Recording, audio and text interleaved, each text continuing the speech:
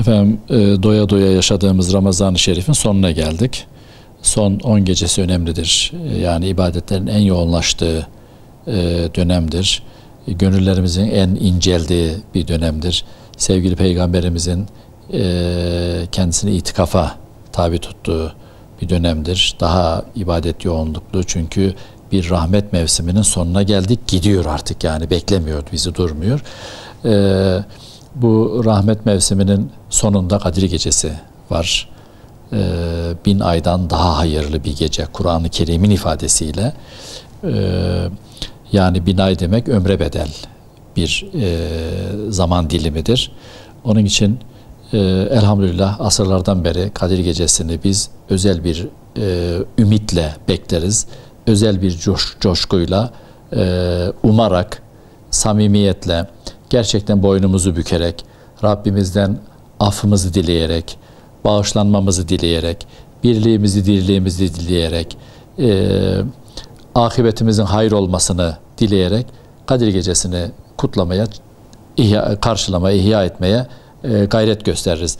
Tabii Kadir Gecesi'nin özel bir ibadeti yok. Kadir Gecesi bütün zikirlerle, bütün ibadetlerle, dualarla ihya edilmesi gereken bir gecedir. Ancak Peygamberimizden gelen me'sur bir dua vardır. Kadir Gecesi'nde Hazreti Ayşe validemize tavsiye ettiği bir dua vardır. Allahümme inneke kerimun afuvvun tuhibbul af fa'fu anni. Yani gayet mütevazi bir şekilde, hiçbir tasannuğa, sanata manata gitmeden, Ya Rabbi sen ikram sahibisin, affı seversin, affedicisin, affı da seversin, beni de affet diyerek sade dualarla Cenab-ı Hakk'a dua etmemiz uygundur.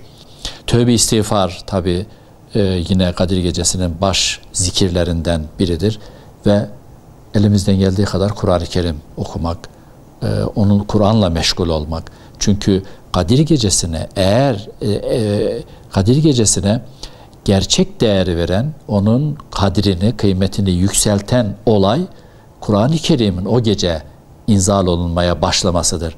Onun için o geceye anlam veren Kur'an'ın kendisidir. Bu bakımdan o gece en çok müzakere edilmesi gereken, konuşulması gereken, okunması gereken kitap Kur'an kitabıdır. Anlaşılması gereken kitap Kur'an'dır. Bu bakımdan Kadir Gecemizin ihyasının taçlanması Kur'an-ı Kerim okumakladır. Varsa fakirler yedirilir, içirilir, doyulur. O gün çok dua almalı, çok gönül yapmalı. Büyüklerimizin, annelerimizin, babalarımızın hayatlarda ise elleri öpülmeli, tebrik edilmeli. İçerisinde yaşadığımız dönemler zor dönemlerdir. Gerçekten hem içimize acı veren dönemler, hem de neden Kur'an bizi birliğe, tevhide davet ederken, Hazreti Peygamber bizi kardeşliğe davet ederken kardeş olamıyoruz? Bu birliği temin edemiyoruz. Neden Cenab-ı Hak bizi yardımlaşmaya, hayra, infaka, birbirimizin elinden tutmaya davet ederken elinden tutamıyoruz? Dağılmanın, tefrikanın zilletini yaşıyoruz. Yani kendimizi de bir hem kişi olarak hem de ümmeti Muhammed olarak, İslam Müslümanlar olarak bir muhasebeye de bu açıdan tabi tutmalıyız. Bütün ümmeti Muhammed'i dualarımızın içerisine almalıyız. Bütün insanlığın hidayeti için, huzuru için dualarımızı geniş tutmalı, dualarımızı birbiriyle buluşturmalıyız. Ben şimdiden çok değerli Gaziantep'li kardeşlerimin, çok değerli din kardeşlerimin Kadir Gecesi'ni kutluyorum. Kadrimizin kıymetini, hak katında da kıymetini, halk nezdinde de ağırlığımızın, kıymetimizin artmasına vesile olmasını Cenab-ı Hak'tan niyaz ediyorum. Tüm İslam aleminin Kadir Gecesi'ni tebrik eder, işgal ve ifsad edilmiş İslam beldelerinin imar edilmesine ve yine İslam coğrafyasının ihtilaf içerisinde paramparça olmuş kalplerinin birliğine ve dirliğine vesile olmasını Yüce Rabbimizden niyaz ederiz. 1000 aydan daha hayırlı olan bu geceyi çok iyi idrak etmeli ve en üst seviyede istifade etmeye gayret edilmelidir. Ayrıca bu gecede dualarımızın içine ümmeti de koymayı lütfen unutmayalım. Zira tarih boyunca İslam ümmeti hiç bu kadar birbirine muhtaç ve bir o kadar da ayrılık içinde değildi. Evet, bugün İslam coğrafyası gerçekten kan ağlamakta. Şehirler harap olmuş, her yer ifsad edilmiş, işgal edilmiş. Özellikle Suriye, Arakan, Irak, Yemen, Filistin ve daha diğer İslam ülkeleri, İslam beldeleri yerle bir edilmiş durumda. Küfür adeta leş kargaları gibi parsellemiş ve üşüşmüşler, paramparça etmişler her tarafı. Küçücük bebekler maalesef paramparça oluyor, insanlar paramparça oluyor bombaların altında. Ve durum böyleyken İslam ümmetinin bu sessizliği elbette ki doğru değildir. En azından bu mübarek gecede bu insanlara dua etmeliyiz. Ümmetin birliği için, ümmetin vahdeti için dua etmeliyiz. Dua etmeyi ihmal etmemeliyiz. Şu an elimizden gelen bu, başka da bir şey elimizden gelmiyor zaten. Bu münasebetle özellikle Gaziantep halkımızın, genelde Türkiye'nin ve İslam aleminin Kadir Gecesi'ni tebrik eder, hayırlara vesile olmasını Rabbimden dilerim.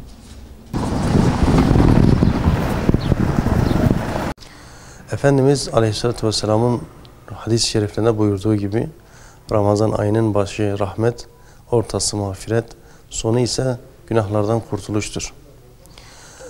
Biz Ramazan ayının rahmet ve mağfiret zamanlarını geçirdik ve şu an günahlardan kurtuluş olan son bölümünü idrak ediyoruz ve yaşıyoruz. Tabi Efendimiz Aleyhisselatü Vesselam'ın hadislerinde buyurduğu gibi Ramazan ayına kadru kıymet veren, Ramazan ayını diğer aylardan ayıran en büyük özellik içerisinde Kadir Gecesi'ni barındırmasıdır. Ve yine Efendimizin hadis-i şeriflerinde buyurduğu gibi Kadir Gecesi'ni Ramazan'ın son 10 gününün tekli gecelerini arayın buyurmuştur. Bizler şu an o son günlerin tekli günlerini yaşıyoruz. Bu günleri ibadet ile, yoğun bir şekilde ibadet ile idrak etmemiz gerekiyor. Ve yine bu gecelerin her geceyi Kadir Gecesi'ymiş gibi düşünerek, bu geceleri Kur'an okuyarak, ibadet yaparak, nafile namazlar kılarak ve en önemlisi de Efendimizin hadis-i şerifinde buyurduğu gibi dua müminin silahıdır buyurmaktadır. En önemlisi bu geceyi yakalama adına her gece elimizi Rabbi Rahman'a açıp şu an Orta Doğu'da, Suriye'de, Irak'ta, Filistin'de tüm İslam alemine, tüm Müslüman kardeşlerimize elimizi açıp dua etmemiz gerekiyor. Ben bu duygu ve düşünceler ile Kadir Gecesi'ni tüm İslam alemine ve Müslümanlara hayırlı bir şekilde gelmesini, hayırlara vesile olmasını Rabbimden niyaz ediyorum. Ve tüm İslam aleminin bilhassa Gazi şehrimizin, vatandaşlarımızın Kadir Gecesi'ni tebrik ediyorum.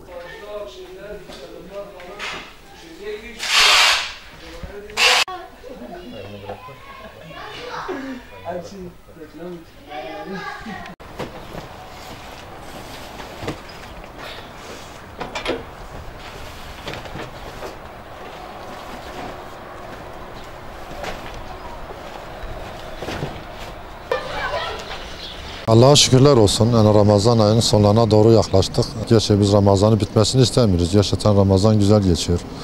Fakir muhtaç ailelere yardımları ulaştırıyoruz. Yetimleri sevindiriyoruz. Onların duasını alıyoruz. Bunun yanında o aldıkları dua karşılığında Ramazan ayının bitmesini istemiyoruz. Rabbim bir dahaki sene inşallah tekrardan Ramazan ayıyla bizi karşılaştırsın, nasip etsin bize. Bildiğimiz gibi Kadir Gecesindeyiz. Yani Allah'a şükürler olsun böyle bir geceyi ümmetine bahşetmiş, ümmetine nasip etmiş. Kur'an-ı Kerim'de Allah Teala'nın buyurduğu gibi 1000 aydan daha hayırlı. Yani bu geceyi ihya eden ki Resulullah sallallahu aleyhi ve sellem bir hadisinde şöyle buyurur. Kim bunun yani faziletine inanarak yani hakkıyla eda ederse bu geceyi bütün günahları bağışlanır, affolur. Yani bizim bu gecede hakikaten bütün müminlerin, bütün Müslümanların el açıp yakarması, niyazda bulunması, gözyaşı tökerek duada bulunması gereken bir gecedir. Bu gece ki hayırlı bir gecedir. Bu gece en şerefli kitabımız olan Kur'an-ı Kerim inmiştir. En şerefli kitabımız olan Kur'an-ı Kerim, en şerefli Melek Cebrail aleyhisselam aracılığıyla en şerefli ümmete, en şerefli peygambere inmiş, Kur'an-ı Kerim inmiştir. Bundan dolayı hakikaten bu gece çok önemli ve şerefli bir gecedir. Bu geceyi kaçırmamak lazım. Çünkü böyle bir gece, böyle bir fırsat ele geçmez. Biliyoruz Rabbimiz bazı önemli gün ve geceleri mümin kulları için bir fırsat olarak önlerine sunmuştur.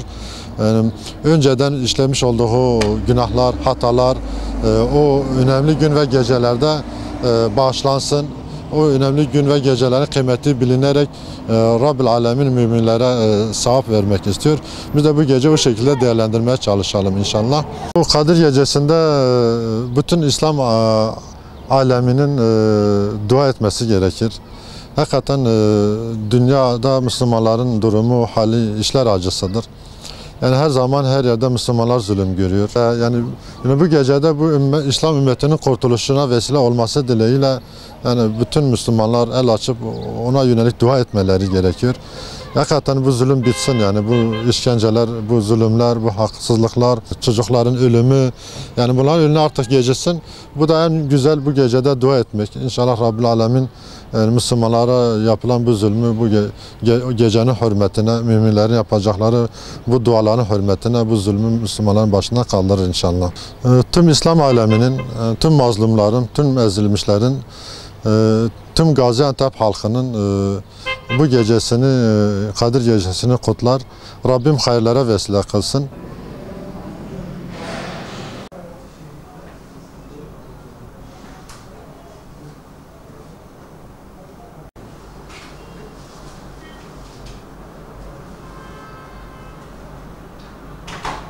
Ramazan ayı vatanımıza, milletimize huzur, mutluluk, bereket getirsin inşallah. Son günlerini yaşıyoruz. Çok çabuk geçti her zamanki gibi. Yani mübarek başladığı zaman bir bakıyorsunuz başlamış, bir bakıyorsunuz bitmiş. Aslında ömrün de nasıl geçip bittiğinin bir nişanesi aslında Ramazan ayı ama ders almayı beceremiyoruz bir türlü. Ya çok hızlı geçti. Biz bu Ramazan ayında Arakan'daki yetimlere yönelik bazı faaliyetlerimiz oldu.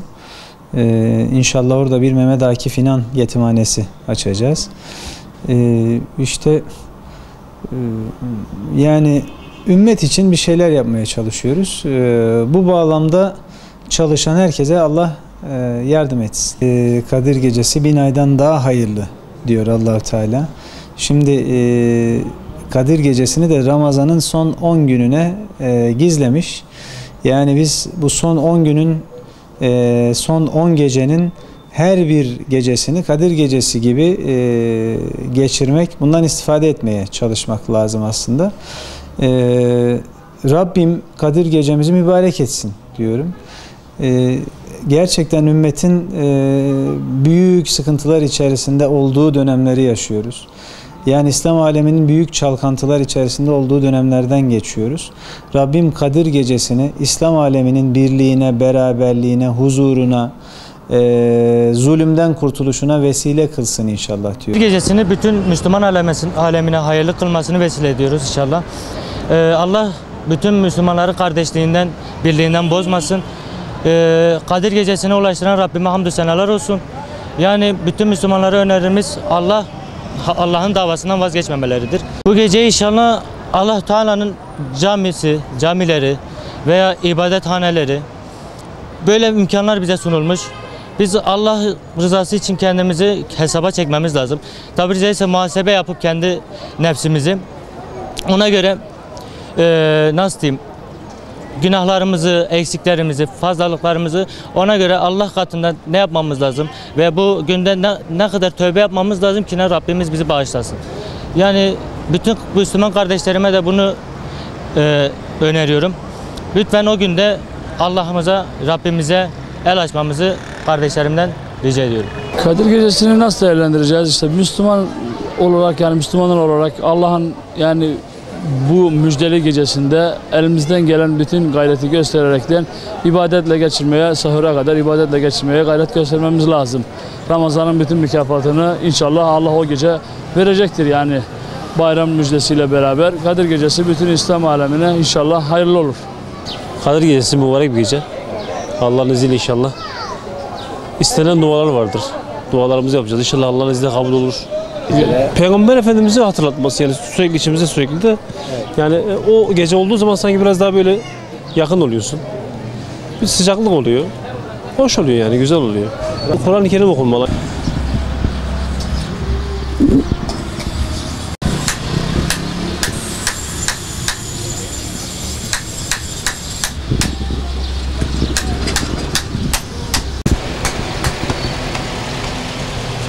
Ramazan ayı bizler için güzel geçti, sakin geçti biraz. Tabii ki yani şimdi Ramazan ayında zorlamama geldi değil. Ama tabii Cenab-ı Rabbim biraz havaları serin götürdüğü için biraz daha rahat oldu. 1000 geceden daha hayırlı bir gecedir Kadir Gecesi. Rabbimin bize ihsan ettiği bir gündür. Rabbim bize o günleri göstereceği için de onlara binlerce şükürler olsun yani. Allah'ın izniyle de Kadir Gecemizi yaşayacağız. Kadir Gecesi'nde yani yaptığımız ibadetlerin 1000 kat daha fazlasını yapmamız gerekiyor. Çünkü çok mübarek bir gün olduğu için edilen duaların Allah katında daha çok makbul olacağı bir gecedir. Onun için ibadetimizi daha verimli yapmamız gerekiyor. Çok güzel geçti. Bizim açımızdan da güzel geçti. Hava fazla sıcak gitmedi. Birkaç gün sıcak oldu ama serinlik oldu. Güzel geçti. Kadir Gecesi'ne hasta. İşte bir günün kaza farkını kılmak lazım. Her hasenet yapmak lazım. Zengin kardeşlerimiz, abilerimiz her hasenet yapması lazım. Biz de gücümüzle yapacağız. Allah kabul eyle. Hayır hasenet yapacaksın, tesbih çekeceksin, namaz kılacaksın, zikir yapacaksın. İşin müsaitse sabah işe gitmeyeceksin. O geceyi öyle ihya etmek lazım. İstemezse yani kimse dolaşamaz, adım atamaz. Bizi yaradan, yaşadan, yediren, içiren kendine kadar gene şükür etsek az. Allah bir günlerimizi elimizden almıyor. Allah zalimlere de fırsat vermiyor.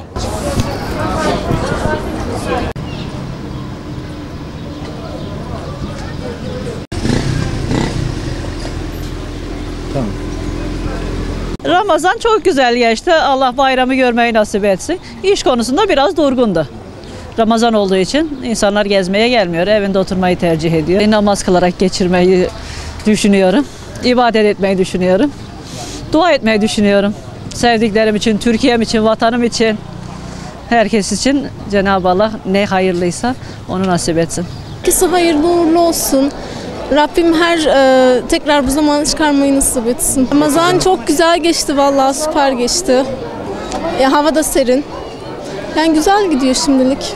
Yani tüm İslam aleminin bayramını kutluyorum. Kadir Gecesi'nde sadece Allah'a dua etmeliyiz. Namaz kılmalıyız. Allah'a dua etmeliyiz. Memleketimize sağlık vermeli. Burada ve Suriye'ye de. Bir aydır.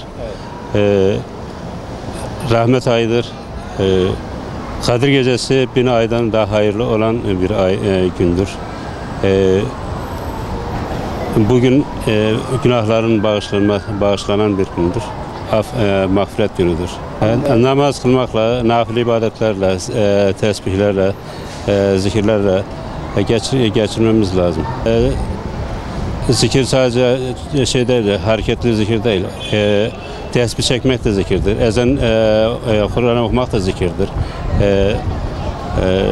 Namaz kılmak da zikirdir. Zikir, Allah'ı zikrettiğin her şey zikirdir. Yani Allah rızası için yaptığın her şey zikirdir yani. İbadetle, namazla, duayla başka ne olur? Başka dualarımız hep Kadir Gecesi için. Ne söyle, işte bunu ibadetle geçirirsen iyidir yani. İbadetle geçirmek yani iyidir yani. 21'inden itibaren arayın demiş. Çok geçmiş namazlarını kılması lazım. Geçmiş namazlarını kılması lazım. Tövbe istiğfar etmesi lazım.